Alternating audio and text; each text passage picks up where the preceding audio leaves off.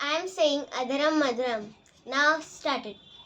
Adharam Madhuram Vadanam Madhuram Nayanam Madhuram Hasitam Madhuram Hridayam Madhuram Gamanam Madhuram Madhuradhipaterakhilam Madhuram Madhuradhipaterakhilam Madhuram Vachanam Madhuram Charitam Madhuram Vasanam Madhuram Valitam Madhuram Chalitam Madhuram Brahmitam Madhuram Madhuradhipaterakhilam Madhuram Madhuradhipaterakhilam Madhuram